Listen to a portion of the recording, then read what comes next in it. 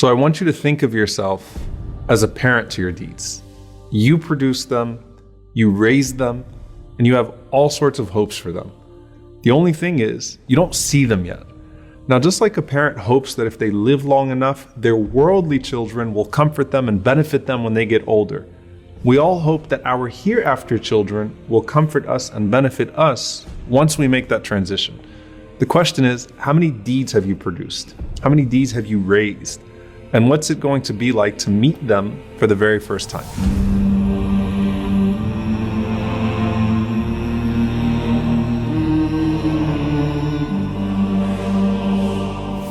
Hatim ibn al-Asam rahimahullah said, إني نظرت إلى الخلق فرأيت كل واحد يحب محبوبا فإذا ذهب إلى القبر فارقه محبوبه. He said that I looked at mankind and I noticed that everyone has something or someone that they love. But then once they die, that beloved person or thing leaves them. So I decided to learn to love my good deeds so that when I enter into my grave, they get to come with me. The Prophet ﷺ said, يَتْبَعُ الْمَيِّتَ ثَلَاثًا. The deceased is followed to his or her grave by three things. أَهْلُهُ وَمَالُهُ وَعَمَلُهُ. His family, his wealth, and his deeds. فَيَرْجِعُ أَهْلُهُ وَمَالُهُ وَيَبْقَى عَمَلُهُ. So his family and his wealth turn back from the grave and they go home. And his only companion that remains with him in his new home from now on is his collection of deeds. And we know that Allah subhanahu wa ta'ala says about the Day of Judgment what? يَوْمَ لَا يَنْفَعُ مَالٌ وَلَا بَنُونَ. The day that wealth and children are no longer of any benefit.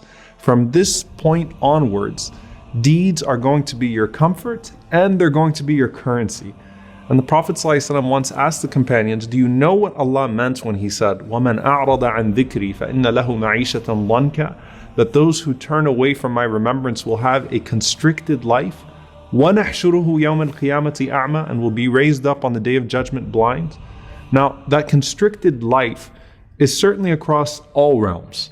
But here the Prophet ﷺ said, when they go to their grave, يُسَلَّطَ عَلَيْهِ تِسْعَةٌ وَتِسْعُونَ تِنِّينَ. Allah places 99 dragons over that person. And the Prophet ﷺ went on to describe that every one of those dragons is like 70 serpents with 7 heads, stinging him and maiming him until the Day of Judgment. May Allah subhanahu wa ta'ala protect us.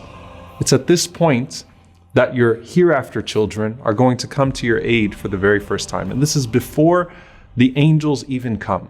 The Prophet ﷺ said that when the believer is placed into their grave and they hear the final footsteps of their family leaving, the punishment comes. And as the punishment comes from above, your prayer stands up and it puts its hand up and says, "Ma qibali madkhal." You will not pass through me. So the prayer guards your head. And then the punishment comes to you from your right side. And the Prophet ﷺ said, your siyam, your fasting rises and stands guard and says, "Ma qibali madkhal." You will not pass through me. And then to his left, his zakah stands and says, "Ma qibali madkhal." You will not pass through me.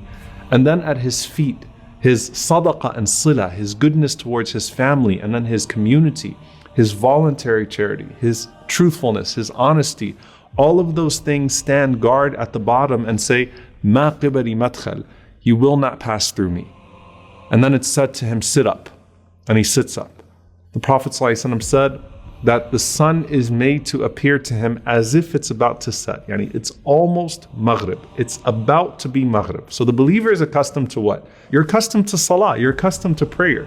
And if you wake up at an odd time, sort of disoriented, the first thing you worry about is, did I miss my prayer? So this person says, let me pray. And the angels say, you'll get to that, but first you have to answer our questions. Man Rabbuk? Who is your Lord? Ma dinuk? What is your religion? Man nabiyuk? Who is your prophet? Now the only way you're going to be able to answer who your Lord is if you used to worship him. And the only way you're going to be able to answer what your religion is if you actually used to practice it. And the only way you're going to be able to answer who your prophet is, sallallahu alaihi wasallam, is if you used to actually follow him. And if you answer right, a voice cries out from the heavens and says, Sadaqa abdi, my slave has spoken the truth. And subhanAllah, in one hadith, the Prophet ﷺ said that those two angels that were first frightening They say to you after you answer the questions correctly, كُنَّا نَعْلَمُ أَنَّكَ تَقُولُ هَذَا. You know, we knew you were going to say that. We knew you were going to answer these questions right.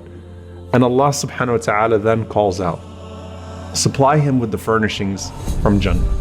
Clothe him from the clothes of paradise. Open for him a gate to paradise so that some of its fragrance comes to him in his grave. And then his grave is expanded for him as far as his eye can see. And then at that point, you are laying in the clothes of Jannah with a window to Jannah. And everything starts to feel like Jannah, starts to feel like paradise.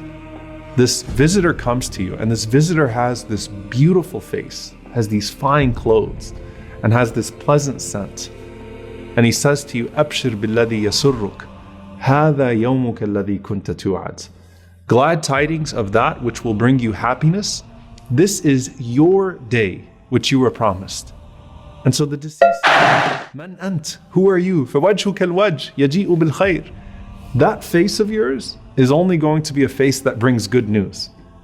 And that person responds to you and says, أنا عملك الصالح. I am your good deeds. Now subhanAllah, imagine what your good deeds look like all in one person.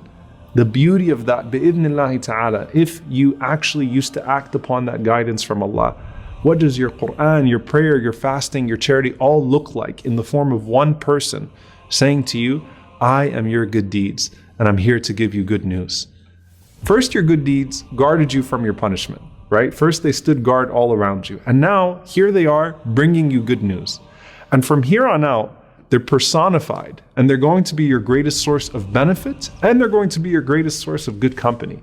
Now, there are many narrations about people that are categorically protected from the punishment of the grave. You have the shaheed, the martyr. You have the one who dies of a stomach disease, or you have the one who dies on the day or night of Friday.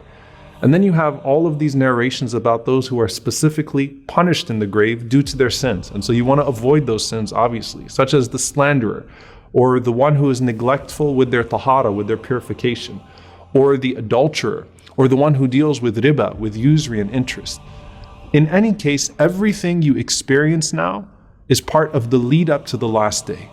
And the Prophet ﷺ said, when a person dies, he's shown his eventual place morning and evening.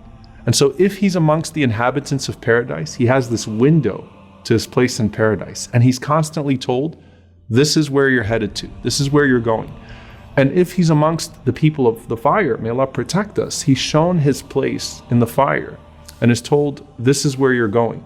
And no matter what his situation is, he's shown one more place. And he looks at this place and is told, هَذَا مَقْعَدُكَ الَّذِي تُبْعَثُ إِلَيْهِ يَوْمَ الْقِيَامَةِ.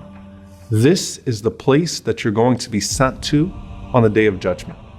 So for the believer who has his deeds with him as provision, he's got his clothes from paradise. You've got your window to paradise. When he sees his place on the day of judgment, he's not running away from it.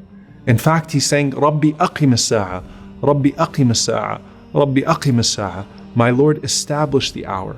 My Lord, establish the hour. My Lord, establish the hour. فأما من ثقلت موازينه فهو في عيشة راضية